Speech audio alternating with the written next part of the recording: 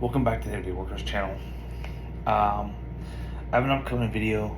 It's not going to be filmed for a while here. It's in the work in progress. I do have the rounds. I'm just not home to do shooting that I want to do. I'm currently in the most hated gun rights state ever. I'm not going to name the state. Just you guys use your imagination. But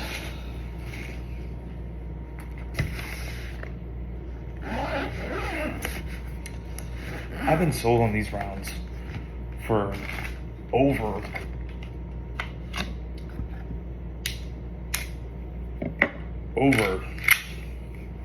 I want to say close to 2 years. Close to 2 years I've been sold on these rounds. These rounds that I'm talking about are the civil defense rounds. So Liberty Defense now. It used to be called Liberty Civil Defense. It's now Liberty Defense. They got rid of the civil part of it. These are 50 grain plus P 9mm. Okay, these are extreme hollows. Okay, these are frag rounds. This is what these are. These are designed to turn into frags. They make RIP rounds look like posers. Okay, they are nasty and nasty. I mean, I don't know how else to explain how nasty these rounds are. They are hard hitting, very hard hitting. This round is traveling around about 2,000 feet per second, and that's out of the General 9. So I carry it out of a compact CSX, Smith & Wesson CSX. This thing, I love it. I'm a 6'3", 235-pound man. Okay, I got a big old hand.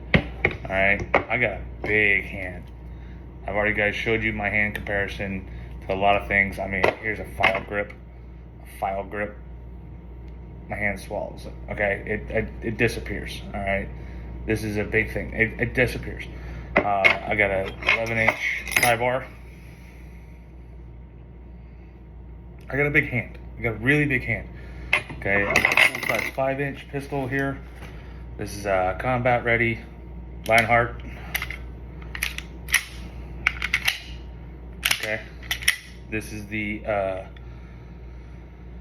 Regulus Alpha, or Regulus Alpha, how you want to say it, Regulus Alpha. Okay, this is a 5-inch threaded barrel, night sights.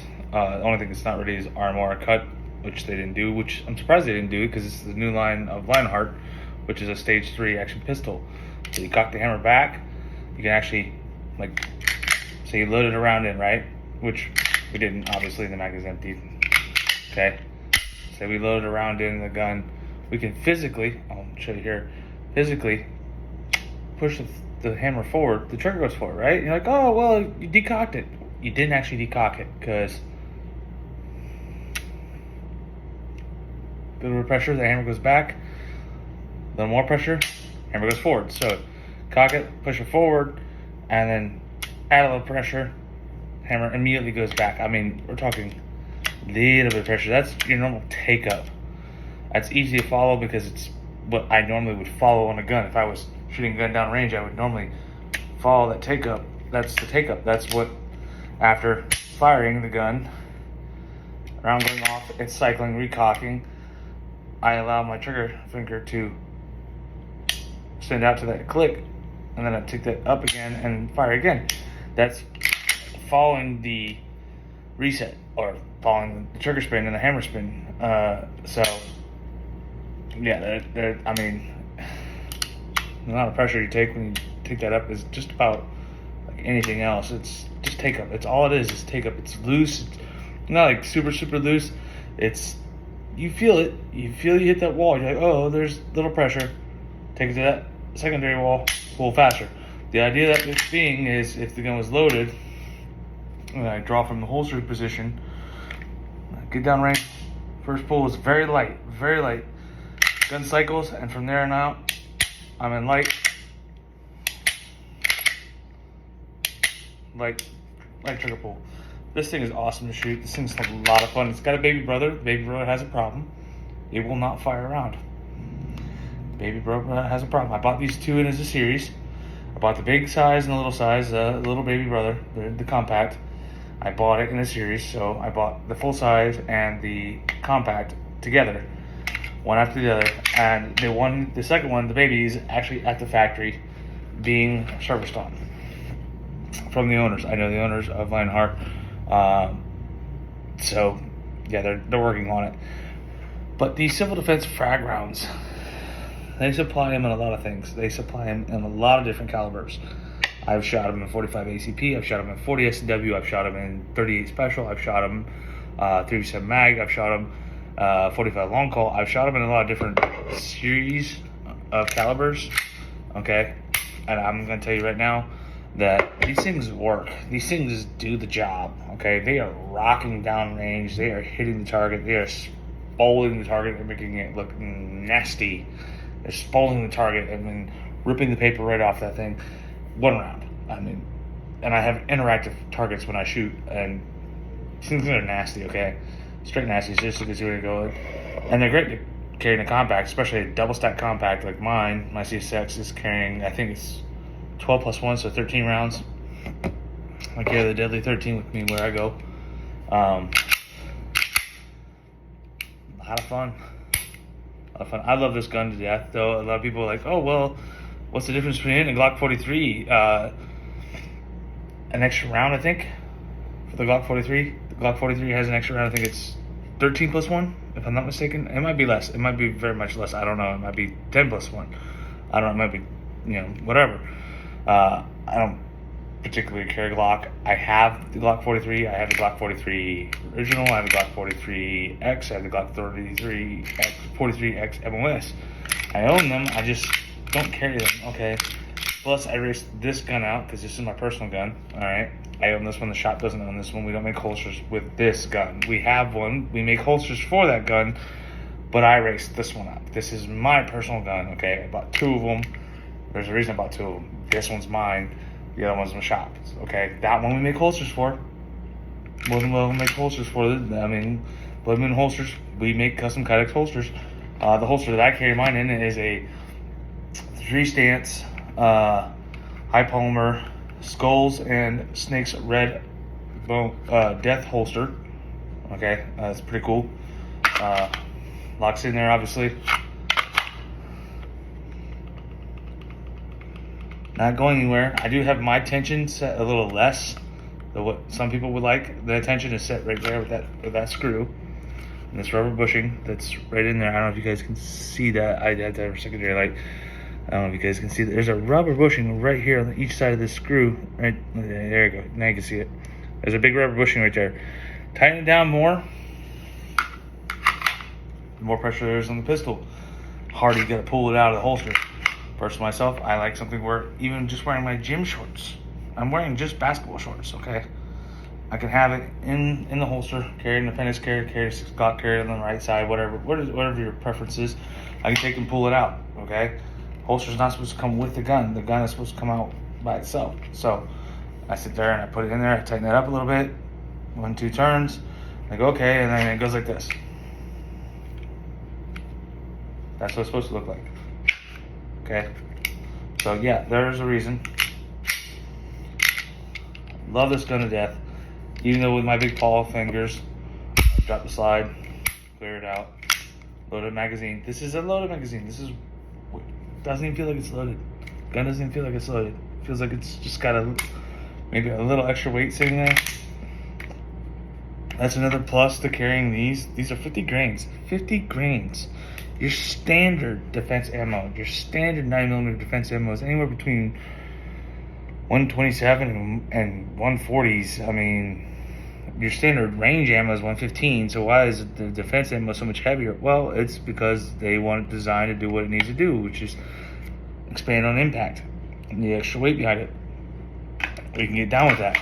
But the difference being between me carrying this all day and carrying a version of this loaded with 115 grains, very much heavier. I mean, I don't notice this on me all day long.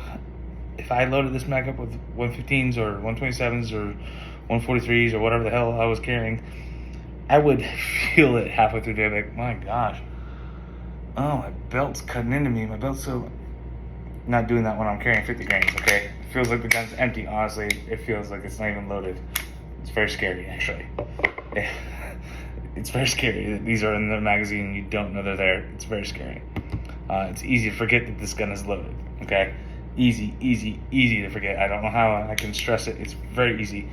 But what I was saying though is they supplied this back to the beginning of this. I know I went on a rabbit trail, but back to the beginning of this, they supplied this 380 auto, 9mm, 45 ACP, 40 S&W, 45 ACP, 10mm.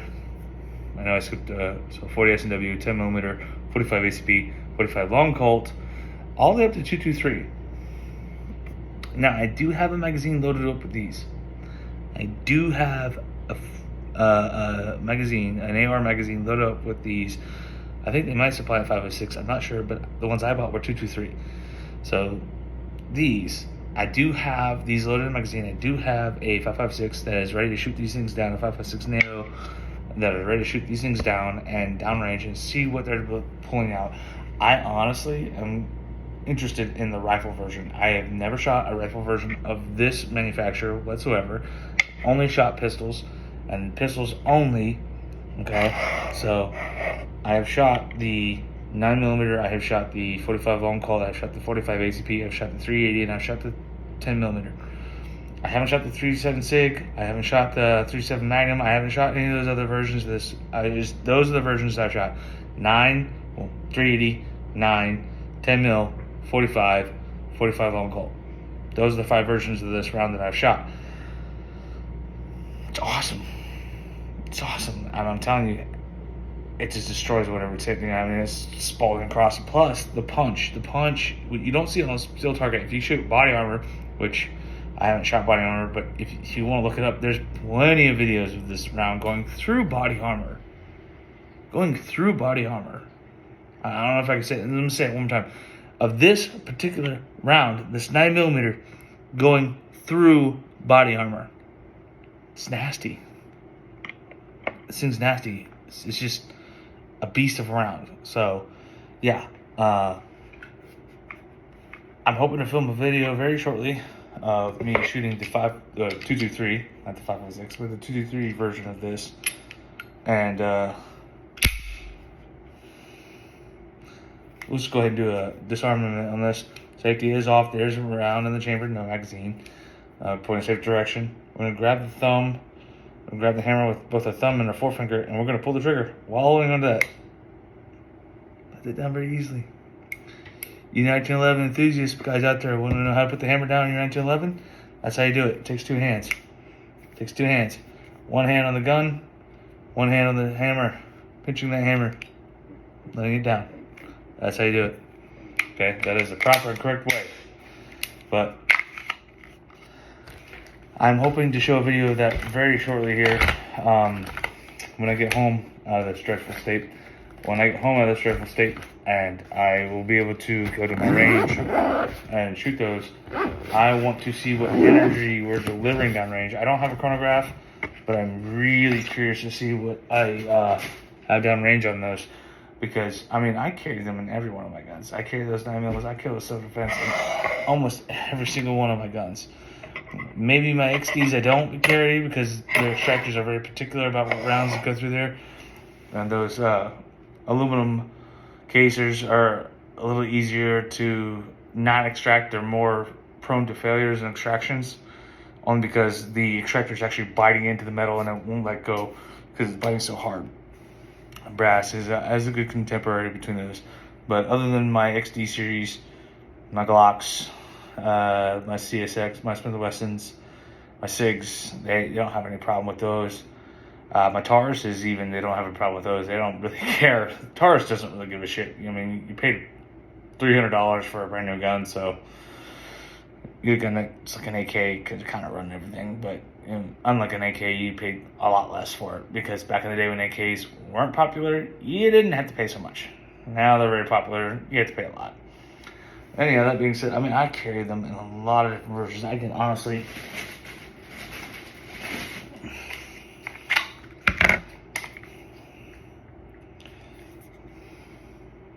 doing this one too, my full size. And my full size too. The chamber round for this is in the door of my truck. Took it out. Just because I crossed state lines and I was like, yeah, no, we're not doing this. I'm not going to prison. I'm not losing my gun rights. So I'm doing everything legal and legal right. But this is our belt holster / drop leg. So this is a belt holster. Obviously, it has a universal point holster on it. I can change the angle of this. I mean, this thing opens up and accepts pretty much any belt size. I'll just pull down a tab, squeeze these two together, flip it up, and adjust these two blocks, which I'm just going to pull one out right now. It doesn't take much, it just takes your fingers. Don't swing it across the room, obviously. But here's one peg, here's an opening, and all I do is reset that into the next opening.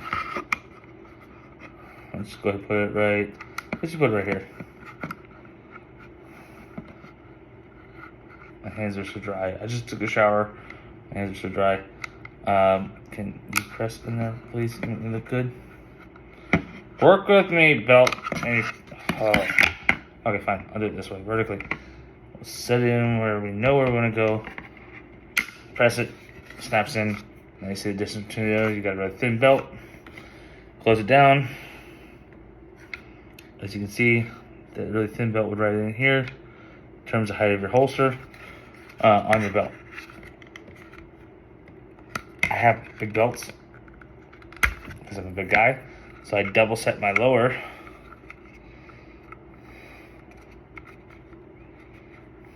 and get that holster as low as I can possibly get it.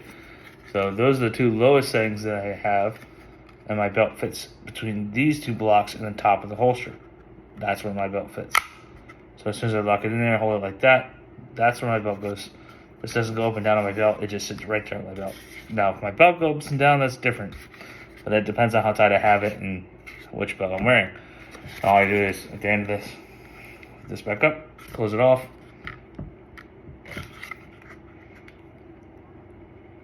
Can't open it. But, beautiful part of this holster, this is a half cut holster, so it's very much minimalized. Only thing really is the trigger guard and the barrel. Everything else has been minimized out of this. So if I had an armoire sitting here or whatever, it wouldn't even be a problem. I'd never touch it. Alright? But the thing is, the best part is the screw points in this, the thing that holds the screws. I'll go ahead and open this up for you. These screws, these 3-point screws that I have here, I can take those 3 screws out. Boom! Put the same blockage on my drop leg holster and then rescrew these 3 things in any direction and cantilever that I want to on a drop leg system. Okay, that's the beautiful part. This could also be a drop leg holster. I actually have the drop leg that marries to this holster. It's at home, but I would carry this in a drop leg in a heartbeat because this gun's very comfortable. I mean, it's like VP9. I mean, it's just super comfortable. This is not a VP9. This is a SR9. This is a knockoff VP9, but this is a VP9 grip, and it's extremely comfortable, very intuitive, very straight shooting gun. I have had this range for many times, and it's a lot of fun. Okay, not the best trigger you ever found, but it's not the worst either. It's not my Glock trigger. Oh, wait, I'm sorry, did I say that loud? But still, I carry that gun. I carry those rounds in every one of my guns. I'm super excited to see what the 223 rounds do downrange. I don't have a chronograph, like I said, but I may or may not get some ballistic gel. We'll see. We'll see if I make some good money this week. And if I do, then I'll probably order a piece of ballistic gel and have it stored in my house just to see what the 223 does. Because I have not seen a 223 civil defense fired on YouTube into ballistic gel. I've seen the 9mm, I've seen the 40, I've seen the 10mm, I've seen the 45, I've seen the 45 long Colt. I've seen the 376. I've seen all that shot into ballistic gel, but I've never seen a rifle round shot. So, hoping to be the first to do it and show it off and show the benefits of having that round versus not having that round. So, thanks for watching. We'll see you guys in the next video. As always, have a good night.